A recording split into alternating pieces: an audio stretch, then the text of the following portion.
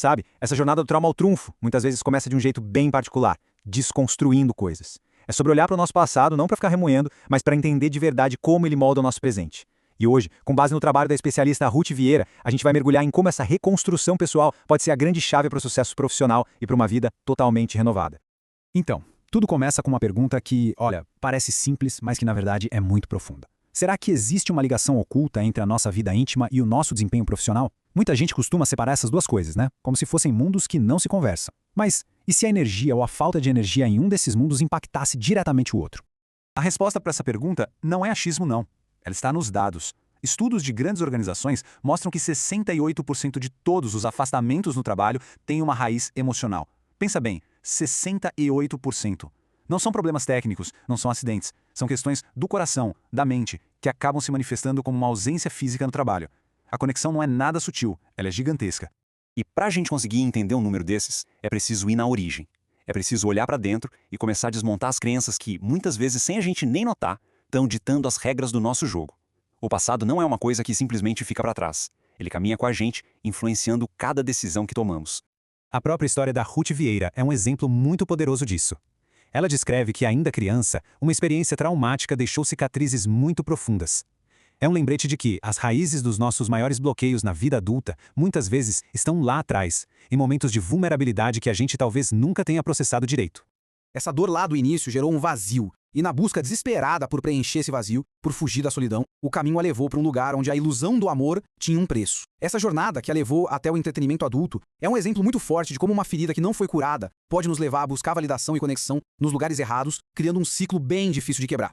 E esse ciclo muitas vezes ele é alimentado por um estado mental bem específico, o vitimismo. E aqui, olha, é importante a gente diferenciar as coisas. Uma coisa é ser vítima de uma situação, isso é um fato. Outra coisa, bem diferente, é permanecer nesse estado de vitimismo, que é uma escolha. É aquela mentalidade que culpa o mundo, o passado, os outros pelos nossos problemas e que nos deixa presos, sem poder de agir. É bem aqui que a gente chega numa encruzilhada. De um lado tem o vitimismo, que é um ciclo de desculpas, de estagnação, de se sentir impotente. Do outro lado tem a autorresponsabilidade. E assumir a responsabilidade não é sobre carregar a culpa, viu? É sobre tomar as rédeas da própria história. É o primeiríssimo passo para quebrar o ciclo e começar a mudança de verdade. Mas tá, na prática, como é que se faz essa transição? Bom, o processo de desconstrução acontece em 3 etapas que são fundamentais. Ele começa no físico, reconhecendo e se reconectando com o próprio corpo. Depois, ele avança para o mental, que é o verdadeiro campo de batalha, onde, segundo essa metodologia, 80% dos nossos bloqueios moram. E aí, finalmente, tudo culmina na ação, que é o passo que transforma a consciência em resultado de verdade. E uma das ferramentas mais poderosas para essa reconstrução, especialmente na parte íntima, é a gente redescobrir os nossos próprios sentidos. Mas não como funções passivas, sabe? E sim como gatilhos que a gente pode ativar para gerar conexão, para gerar desejo, curando a relação com o nosso corpo e com o outro. Pensa só na visão. O estímulo visual não precisa acontecer só minutos antes da intimidade. Ele pode ser construído ao longo do dia inteiro. Uma mensagem, uma foto, a escolha de uma roupa específica. A ideia é ir criando uma narrativa visual que mantenha a chama da conexão e do desejo sempre acesa. A mesma lógica vale para a audição. A gente subestima o poder de um elogio sincero, do tom de voz numa ligação, de uma mensagem de áudio que chega de surpresa, ou até mesmo daquelas conversas na cama. São sons que vão construindo pontes, criando uma intimidade que vai muito além do físico. E o que dizer do olfato, hein? É o nosso sentido mais primitivo, aquele que está ligado direto com a memória. O cheiro natural da pele, um perfume que vira marca registrada do casal, o aroma de uma comida especial, são verdadeiras âncoras que podem transportar a gente direto para um estado de desejo e conexão. E por fim, o tato, que é basicamente a base da conexão física. E não se trata só do ato sexual. É a massagem sem pressa, a carícia no meio do dia, a exploração de texturas e temperaturas diferentes na pele. É a linguagem do corpo comunicando cuidado, presença e desejo. E é aqui que o ciclo se fecha e a gente volta para o mundo corporativo. Como é que esse trabalho que parece tão pessoal, tão íntimo, se transforma numa estratégia de negócio poderosa? É quando ele deixa de ser visto só como um cuidado e passa a ser um pilar de performance. A prova, mais uma vez, está nos números. 35% dos casais em crise admitem que o desempenho profissional caiu drasticamente. Fica claro que aquela muralha que a gente tenta criar entre a vida pessoal e a profissional é pura ilusão. O que acontece em casa, não fica em casa. Transborda para a mesa de trabalho, para as reuniões, para os resultados. E quando as empresas entendem isso e decidem agir, os resultados são impressionantes. Programas focados no bem-estar emocional e relacional dos colaboradores, como o Intimic, mostram, por exemplo, uma redução de 20% nos afastamentos, um aumento de 15% na produtividade e uma melhora de 35% no clima interno. Isso são métricas de negócio, impulsionadas pelo bem-estar das pessoas.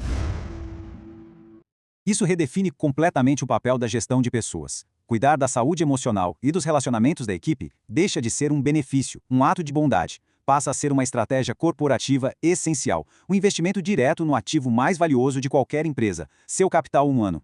O que nos leva ao ponto final dessa nossa jornada. No fim das contas, tudo isso é sobre construir uma nova história. Uma narrativa onde o sucesso não é todo fragmentado, mas sim o resultado de uma vida integrada, onde o lado pessoal e o profissional se alimentam um ao outro. A grande lição aqui é que o sucesso de verdade não dá para ser colocado em caixinhas. Não existe um eu profissional e um eu pessoal que não se falam. Existe um ser humano só, integrado. E é a saúde emocional, a qualidade das nossas conexões, que serve de alicerce para tudo que a gente constrói em cima. E para consolidar essa ideia, tem uma frase que é muito poderosa. Onde a nossa mente chega, o corpo é obrigado a chegar. A transformação, a cura, o sucesso, tudo começa com a visão que a gente cria internamente. A mente desenha o mapa e o corpo, inevitavelmente, segue o caminho que foi traçado. Nossa análise de hoje se encerra com uma pergunta que fica para reflexão. Qual é a história que precisa ser desconstruída para que uma nova realidade possa ser construída? Identificar essa narrativa talvez seja o primeiro e o mais poderoso passo em direção ao nosso próprio triunfo.